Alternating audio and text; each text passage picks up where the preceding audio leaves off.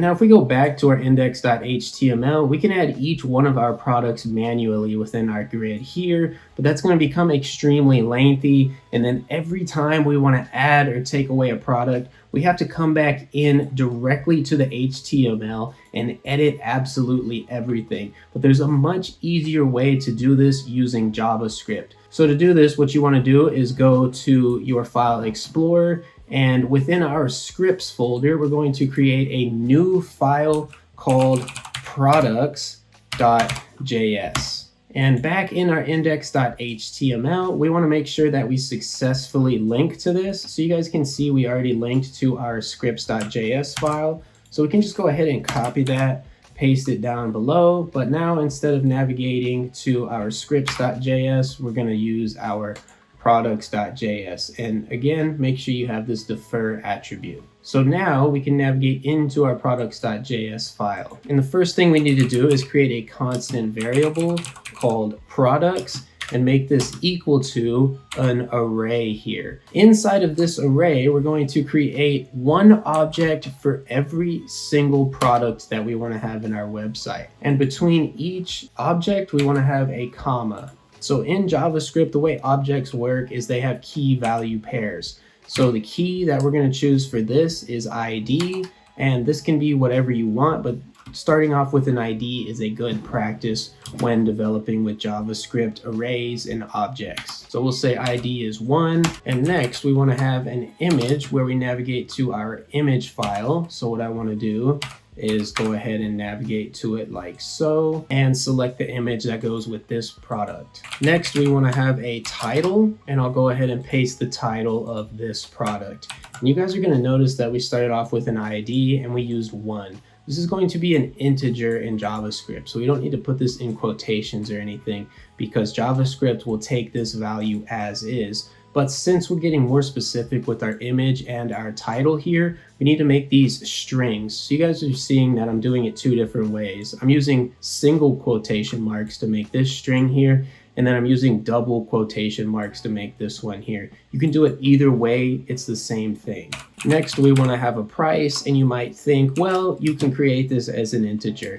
Yes, you technically could, but for our case here, just to keep it nice and easy, we're going to use a string so we can put in our $sign right here, and we'll make this $197.99. And next, we want to have our description.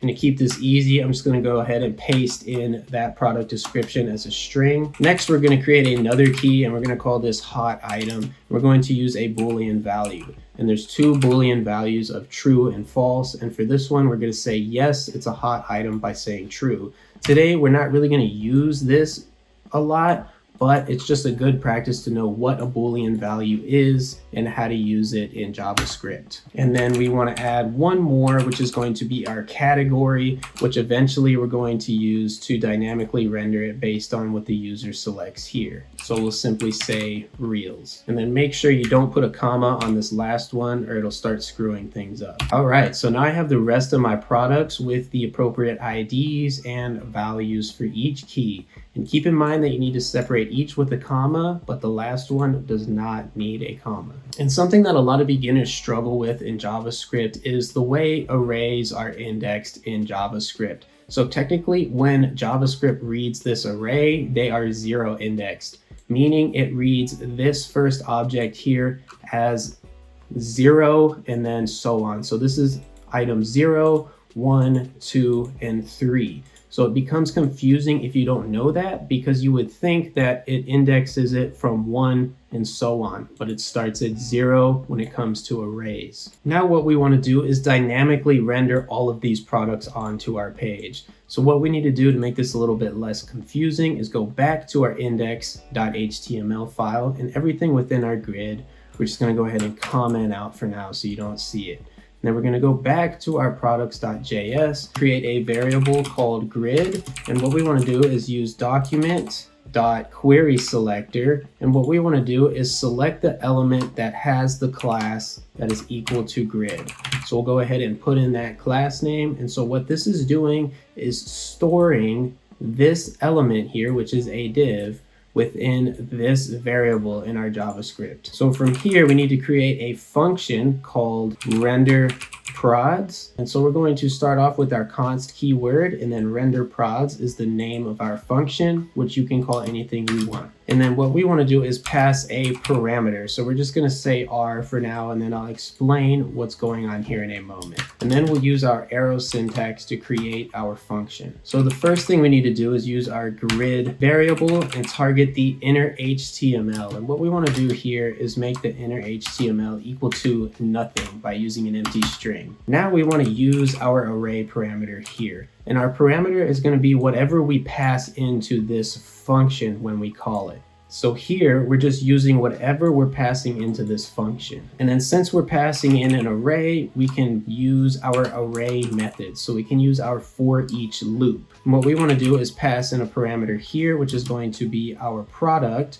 which is going to be each individual item from our array. Each item, we want to target our grid element and say .inner HTML, and we want to say plus equals. What this is going to do is it's going to loop through each individual product in our array, and it's going to add it to our grid element. So what we need to do now is use our backticks. This is going to be located in the top left of your keyboard. These are not quotation marks, so don't get confused. And inside of this, we want to put our product HTML. So we can go back to our index.html file. What I'll do is uncomment this, cut it, go back to my products.js file, and what I'm going to do is go ahead and paste in that HTML. And what I'll do really quick is format this to where it makes sense. So now you guys can see that I have all the HTML that we created right here. And what we're going to do is use this to dynamically render each one of our products from our array up here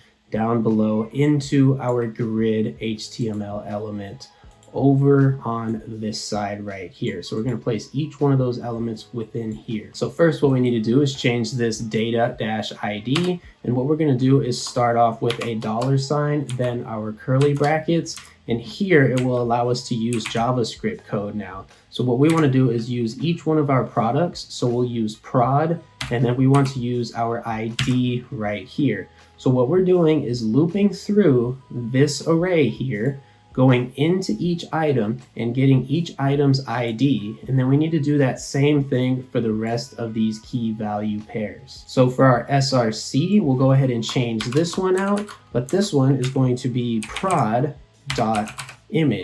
And then for our alternative text here, we're going to do the same thing.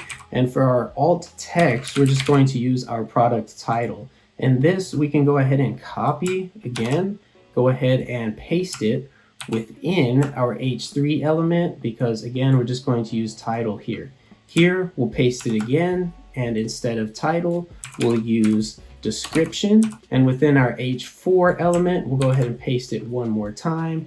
And instead of title, we'll use our price. And now if we look over in our live server over here, you don't see anything showing up, because in JavaScript, to use a function, you need to call it. So right now our function is not running because we haven't called it. So all we have to do to call it initially is use the name of our function, which is render prods, and then we want to pass in our array. So the array that we want to pass in as this parameter is going to be our products array. So we can just copy this, go back down, and pass this into our function.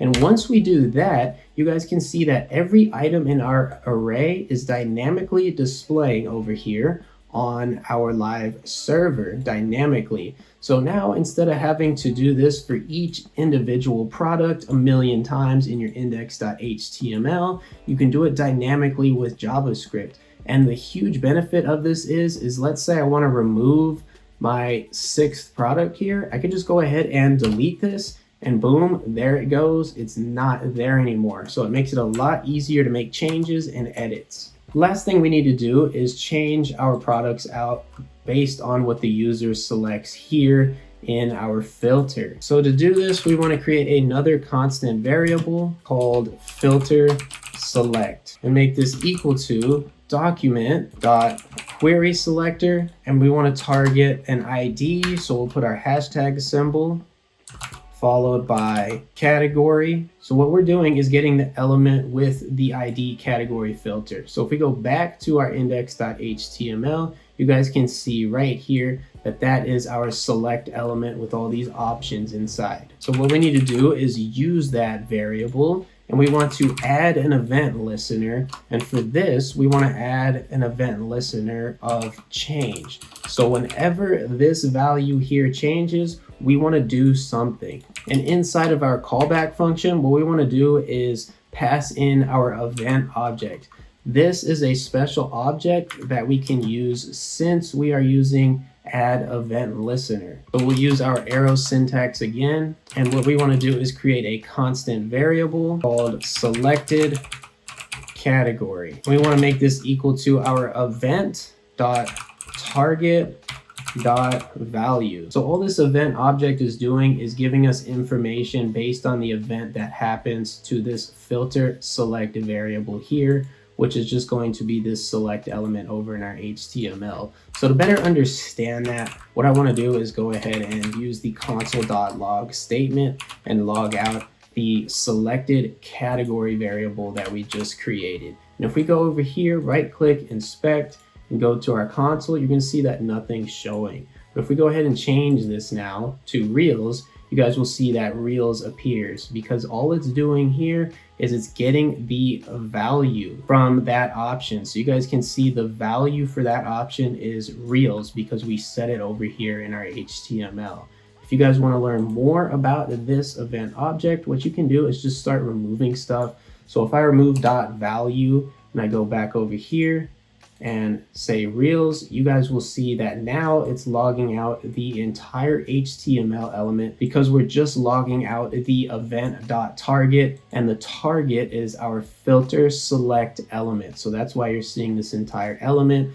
And then you guys can do this as well, but it gets a little bit confusing if you just log out the event because it just gives you so much information right here. But if you want, you can go through this and kind of learn what you have access to as far as this event object. But what we're going to do is change this back to where it just provides us the value like this. And I'll remove this console.log. Now we want to create another variable, but this time we want to use the let keyword, which is going to let us change the value of this variable.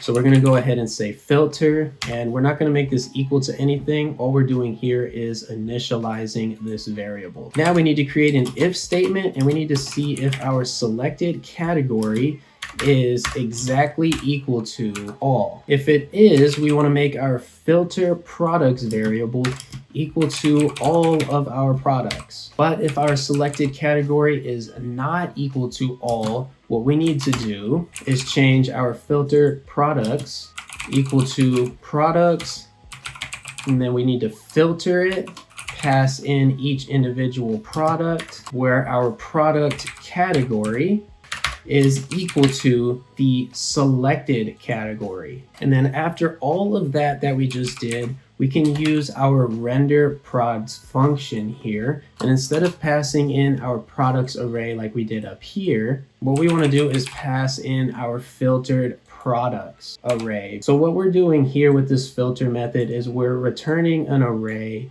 with only the products that match the value that we have selected. So you guys can see this a little bit better if we go into our live server. If I change this to Reels, you're going to see that if our value is equal to Reels, it only displays the products with the category that's equal to Reels. So anything with lures or anything else, it will skip over and not display it. And earlier in the video today, we used tap here to see what happens next.